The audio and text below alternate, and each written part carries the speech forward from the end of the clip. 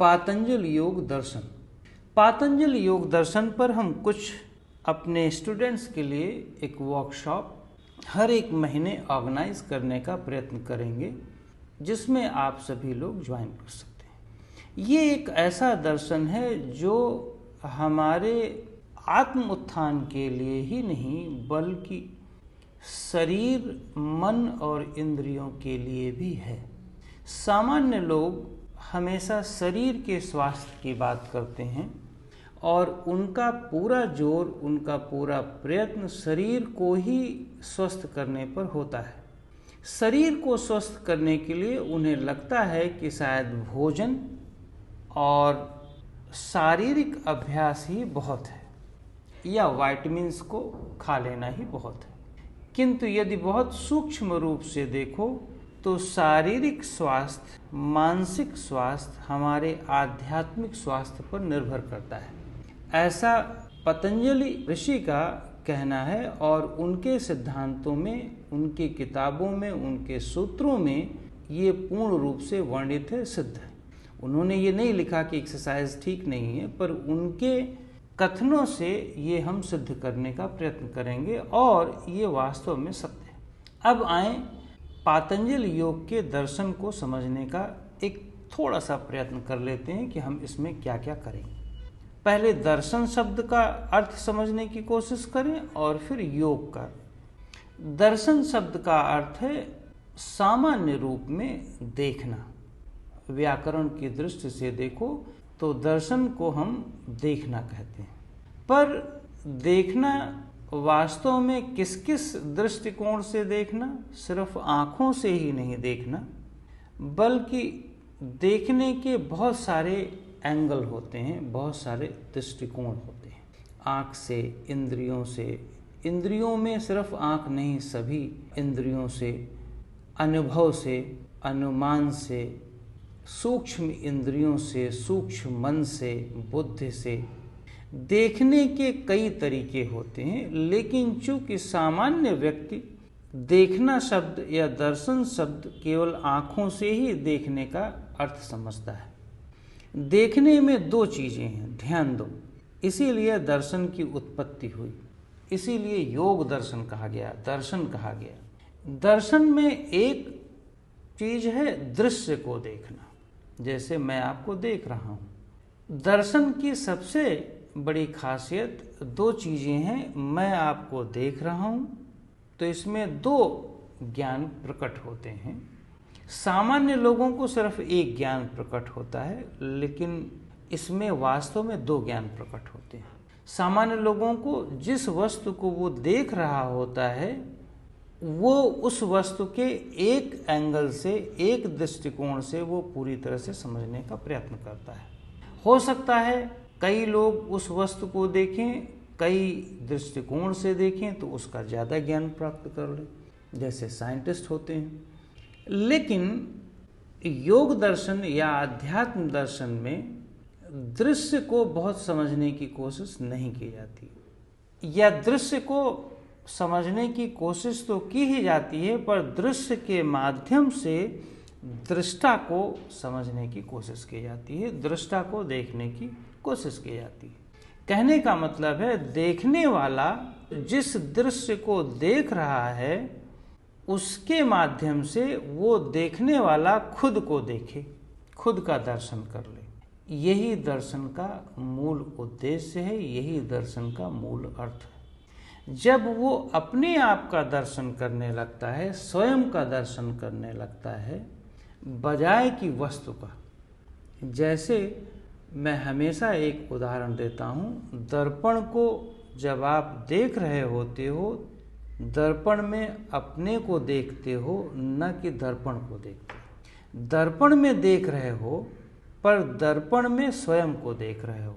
उसी प्रकार दर्शन में दृश्य वस्तु के माध्यम से स्वयं को दर्शन कर रहे होते हो। दृश्य को नहीं देख रहे होते, बल्कि दृश्य वस्तु के माध्यम से स्वयं का दर्शन कर रहे होते हो, स्वयं का अनुभव कर रहे होते हो।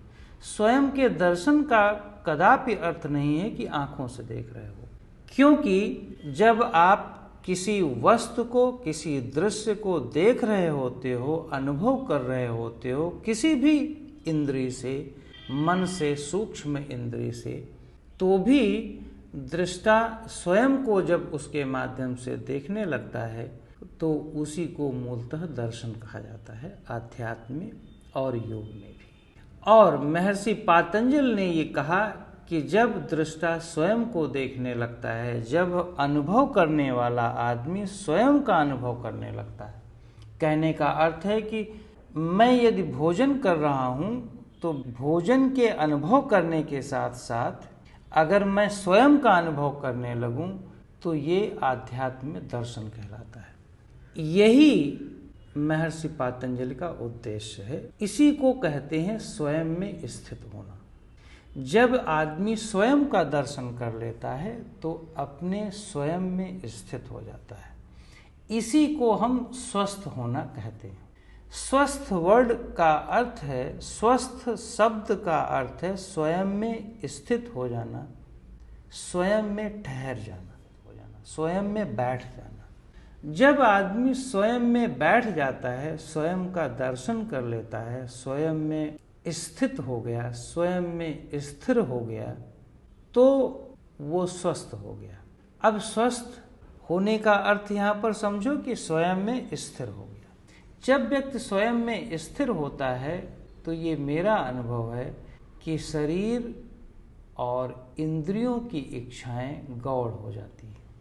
शरीर और इंद्रियां अपनी इच्छाएं खत्म कर देती हैं, आवश्यकताएं बनी रहती हैं और शरीर और इंद्रियों में अनावश्यक रिएक्शंस नहीं होते। शरीर और इंद्रियां भी बिल्कुल स्थिर हो जाती हैं। जैसे आप गहन निद्रा में होते हैं तो आप स्वस्थ होते हैं, मतलब शरीर में किसी भी प्रकार की प्रतिक्रिया, अनावश्यक प्रतिक्रिया नहीं होती। मन में भी अनावश्यक प्रतिक्रिया नहीं होती। क्यों?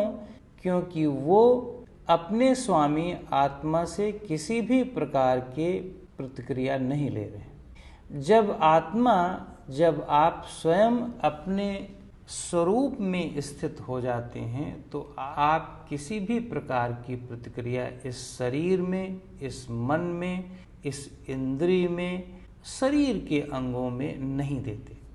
आप ध्यान दें, शरीर में जब किसी भी प्रकार की प्रतिक्रिया नहीं होती या बहुत कम से कम होती है, जैसे गहरी नींद में नहीं होती पर जागृत अवस्था में थोड़ी बहुत होती है, उसका भी कोई मतलब नहीं होता। पर जब बहुत कम होती है प्रतिक्रियाएं तो शरीर में किसी भी प्रकार के रोग का जन्म नहीं हो सकता। मेरे अपने अनुभव में यदि शरीर के अंदर ज्ञानेंद्रियों और कर्मेंद्रियों में प्रतिक्रिया बहुत अधिक हो रही है उसके स्वामी के द्वारा, उसके मन के द्वारा, तो रोग होना स्वाभाविक है, अस्वस्थ होना स्वाभाविक है। अस्वस्थ का मतलब है अपने आप में स्वामी या आत्मा स्थित नहीं है। तो बेसिकली अगर हम आध्यात्मिक या पातंजल योग के दर्शन से समझने की कोशिश करें तो हम स्वयं में यदि स्थित नहीं हैं, स्वयं का दर्शन नहीं किए हैं, स्वयं का अनुभव नहीं किए हैं, तो हमारा मन, हमारी इंद्रिय, हमारे शरीर के हर एक अंग अस्वस्थ होंगे, रोगी होंगे, तनाव में होंगे। उनको तनाव रहित करने के लिए हमें अपने आप में स्थित होना, हमें अपने आप को, हमें स्वयं की आत्मा को अनुभव करना आवश्यक है। यही महर्षि पातंजलि योग के दर्शन का प्रमुख लक्ष्य। अब आप योग में आ जाएं। योग शब्द का अर्थ समझ लें। सामान्य अर्थों में योग का अर्थ है जुड़ना। एक वस्तु ये है, एक वस्तु ये है, इसको जोड़ दो। लेकिन पूर्ण आध्यात्मिक मार्ग में योग का अर्थ जुड़ना नहीं होता। पूर्ण आध्यात्म में योग का अर्थ है एक हो जाना, एकांत रहना, अलग हो जाना। जैसे पूर्ण शांति में आप क्या होते हैं? पूर्ण शांत जब होते हैं, आप पूर्ण स्थिर होते हैं, शांत होते हैं, गहराई में होते हैं, तो आप सब कुछ छोड़ चुके हुए होते हैं। जैसे गहन निद्रा में, गहरी नींद में आप शरीर को थोड़ी देर के लिए छोड़ देते हैं, आप अपनी इंद्रियों को भुला देते हैं, आप अपने मन को भुला देते हैं, आप अपने विचारों को भुला देते हैं, मतलब छोड़ देते हैं। आप जब सब कुछ छोड़ते हैं तो फिर आपको गहन शांति मिलती है। आप छोड़ने की क्रिया सीखते हैं, आप जुड़ने की क्रिया नहीं सीखते। तो अगर आप प्योर आध्यात्म में जाएं और महर्षि पातंजलि योग के शब्दों पर जाएं, तो उसमें केवल यही है कि आपका प्रमुख लक्ष्य अपने आप में स्थित होना है, अपने स्वरूप में स्थित होना है। और जब आप अपने स्वरूप में स्थित होते हैं तो स्वतः ही सब कुछ छोड़ देते। तो इसी को उन्होंने कहा योग चित्त वृत्ति निरोध। योग चित्त की वृत्तियों को छोड़ देना है। जब चित्त वृत्तियों को छोड़ देता है, त्याग देता है, हटा देता है, अलग कर देता है अपने से, तो वही योग है। और वो कब करता है? जब आप अपने स्वरूप में स्थित हो जाते हैं, आप अपने आप का दर्शन कर लेते हैं। जब आप अपने आप का दर्शन करते हैं तो मन में जितनी भी विचार हैं, यहाँ तक कि शरीर भी बिल्कुल छूट जाती है, विदेह अवस्था आ जाती है। ध्यान दें, शरीर छूटने का अर्थ आध्यात्म में कहते हैं शरीर को ढीला कर देना। मतलब शरीर को उसी तरह ढीला कर देना जैसे गहन निद्रा में आपने ढीला कर दिया। गहन निद्रा में संपूर्ण रूप से ढीला हो जाता है, लेकिन ध्यान दें गहन निद्रा में ये इंद्रियां, ये मन इसलिए ढीली और शांत अलग हो जाती हैं क्योंकि आप गायब हो गए थे। आध्यात्म में आप गायब नहीं होते, आप जागृत अवस्था में रहते हैं और आप अपने ज्ञान से इनको हटा देते हैं। यही है योग। तो इसलिए यहाँ जुड़ना शब्द नहीं है, यहाँ अलग करना है। तो ये हो गया पातंजल योग दर्शन। महर्षि पातंजल ने योग दर्शन में अपने आप को स्वस्थ करना, अपने स्वरूप में स्थित होना ही बताया है। अपने स्वरूप में स्थित होने का अर्थ है उनका कि पूर्ण रूप से स्वस्थ होना, इंद्रियों से, शरीर से, मन से, मस्तिष्क से। जब व्यक्ति अपने आप में शांत, पूर्ण, संतुष्ट होता है, छोड़ करके, त्याग करके, तो ही वो पूर्ण रूप से स्वस्थ हो सकता है, अन्यथा नहीं। यही हम अपने इस वर्कशॉप में, जो आने वाले हर महीने में कुछ 2 दिन होंगे, सैटरडे संडे का वर्कशॉप, जिसमें आप लोग सीख सकते हैं हर एक सूत्रों को। हर एक सूत्रों में महर्षि पातंजल ने जो लिखा है उसमें क्या क्या है, उसको डीपर लेवल पर, बहुत सूक्ष्म तौर पर उसका विश्लेषण करेंगे और उसको जीवन में कैसे अप्लाई करते हैं इस पर भी विचार करेंगे। धन्यवाद।